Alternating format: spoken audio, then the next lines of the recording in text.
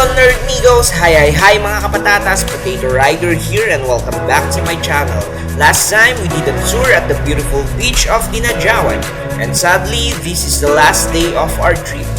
And before anything else, again I want to thank the family Quaresma for taking care of us during our stay here. So there it is mga kapatatas, sit back, relax and enjoy!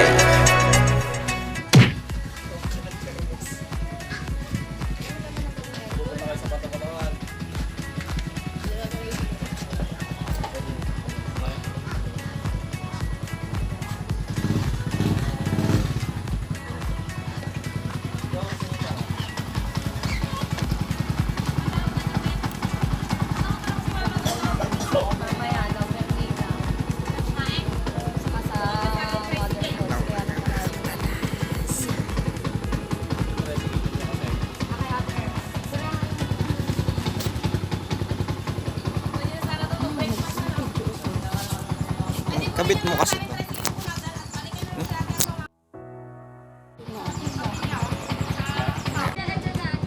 Yan, nandyan po yung termos.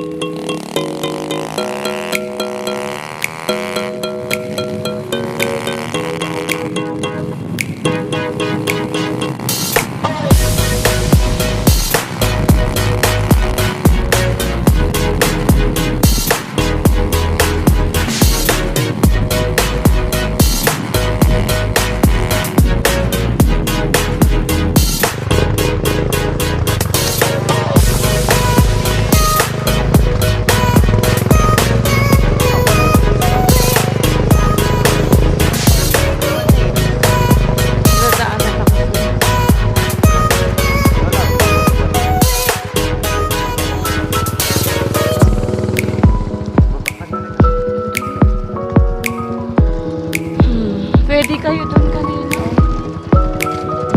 Ayun o. Bye tayo. Ikot kayo doon o. Ayaw.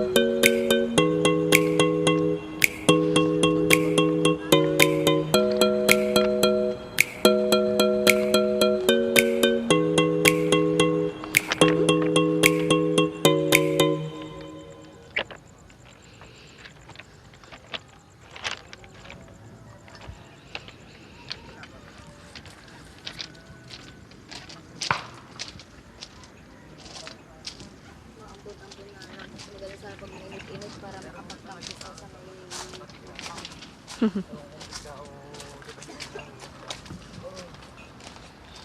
Walang yan, mababaw ang tubig yan. Ang laki naman ng alon. malaki pa pag ano, maliit pa yan. Pero ano na yan, hindi ba to yung, hindi, puro ba yan? Masarap maligo. Dito kami naliligo.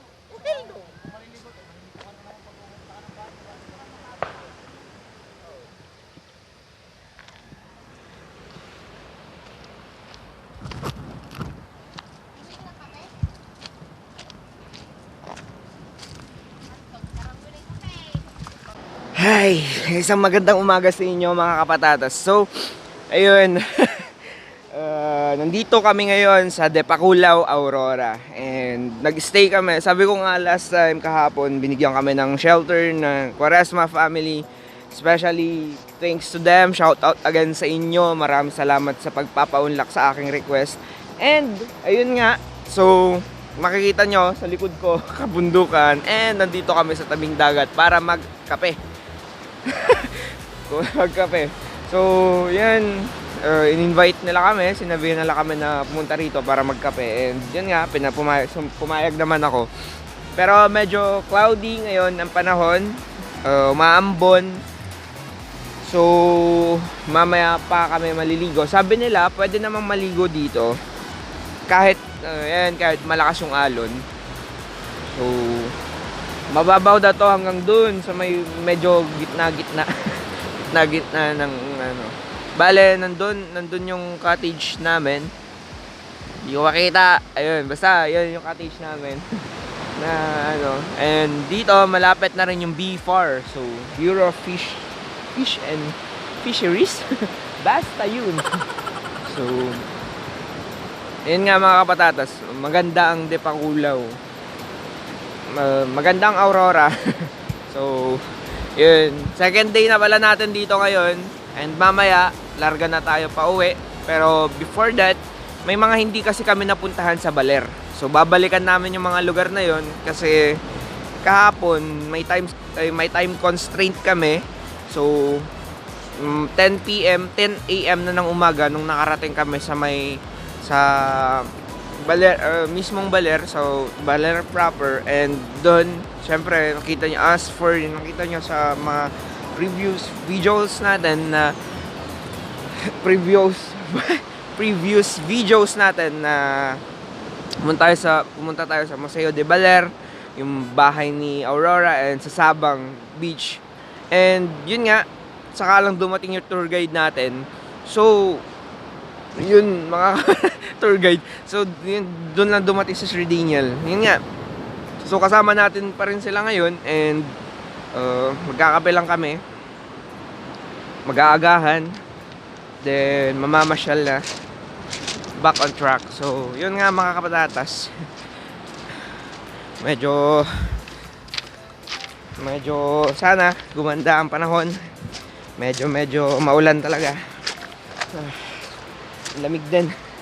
But I think it's one of my favorite getaway vacations that I have done from the past 5 months na lumabas kami. So, bagay.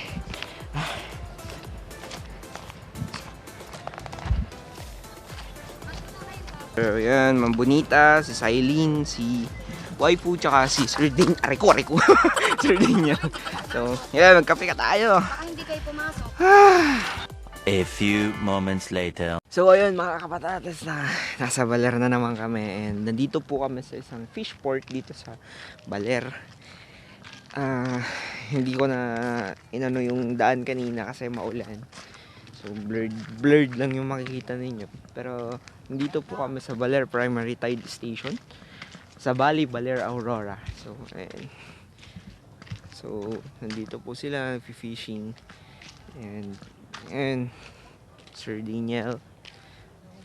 May kapalit na si Sailin na kasama namin kanina, si Bonita. Mambunita. So, ayan. Dito sila. Fishing.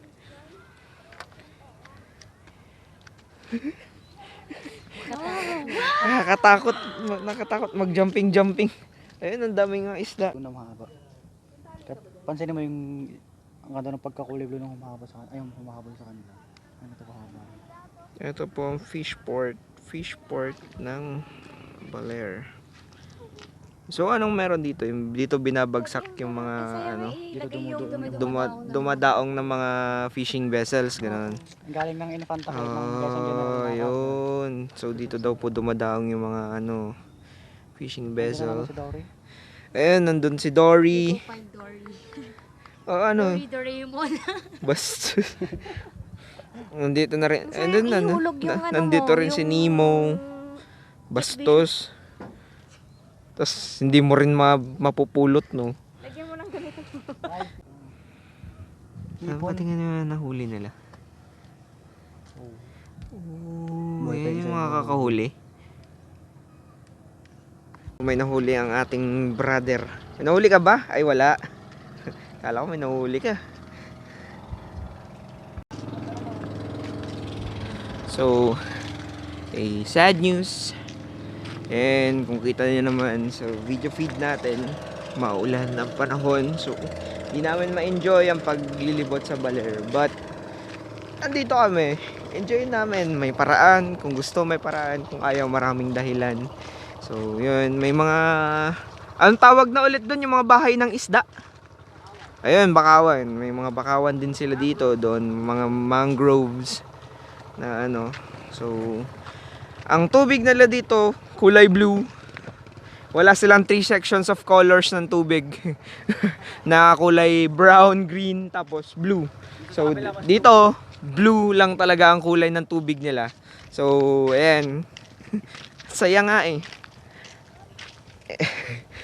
Tapos, ang dami si Nemo, madaming Dory. yun lang yung isdang alam eh. Si Nemo at si Dory. After going at the port, we continued our journey. We also got blessed by the rain along the way.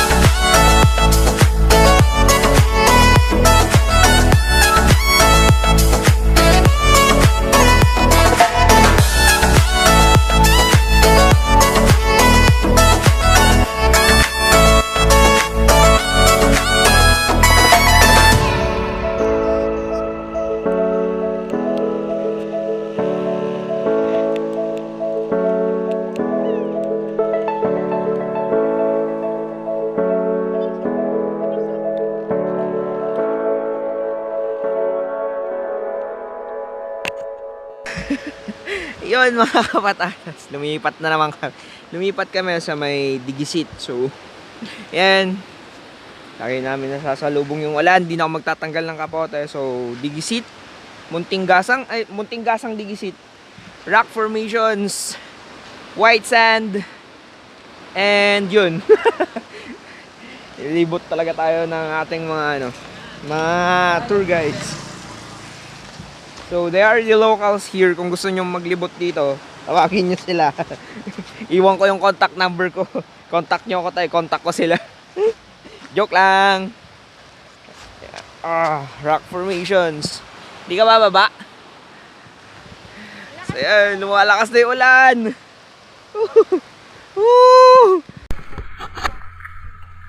So, ayun nga mga kapatid.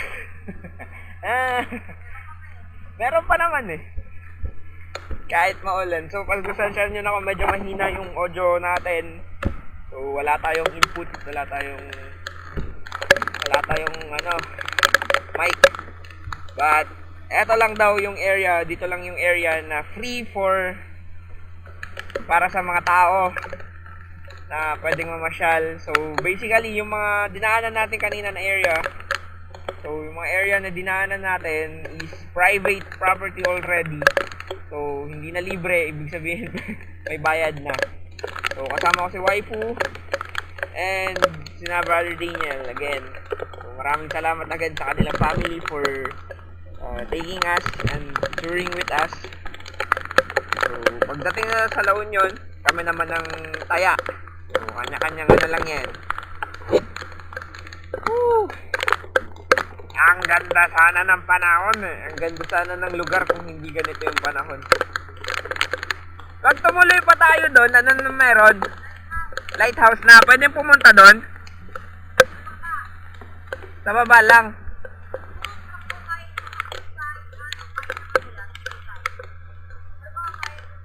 Lighthouse yun. Oo.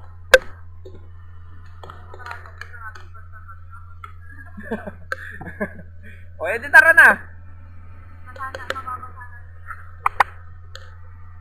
Kayong dalawa, oh. Patila lang ng unti.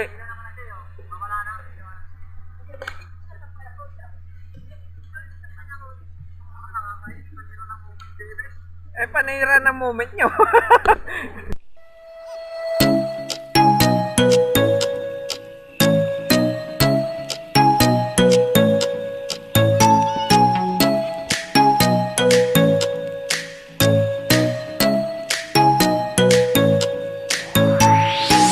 Get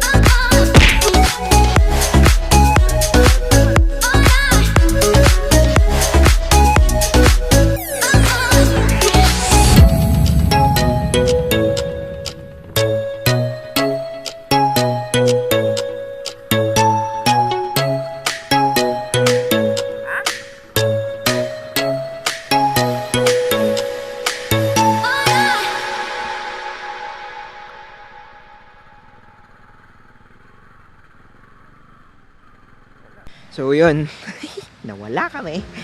But, yun. Ang goal sana namin ay pumunta doon sa yun. Pumunta doon sa lighthouse. Yan, lighthouse na yan. So, lalakarin mo siya. But unfortunately, it's been raining heavily here at Aurora or Baler. So, yung daan na papunta is putik. So, maputik siya. Once na nagkamali ka, gugulong ka pababa. Anyways, yan nga, isang babala lang sa inyo mga kapatatas. All the areas here are private owned already. So, nagpark kami dito. Hindi naman namin alam na may parking fee and entrance fee na per head. So, yun. Hindi naman namin nag-expect. Sabi kasi ng ating tour guide or ang ating kasama is tour guide talaga. Ang sabi ng ating kasama na free lahat ng area dati free lang ito sa park na to. So, ayan, mga stones ano. So, puntahan namin, try namin kung kaya namin yung daan. Pero, kaya ba yan? Putik? Oh, sige. Tara. Puntahan daw namin yung punta sa ano. So, sila mismo, taga rito. Ang claim nila, di pa daw sila nakakapunta sa taas. So, yun.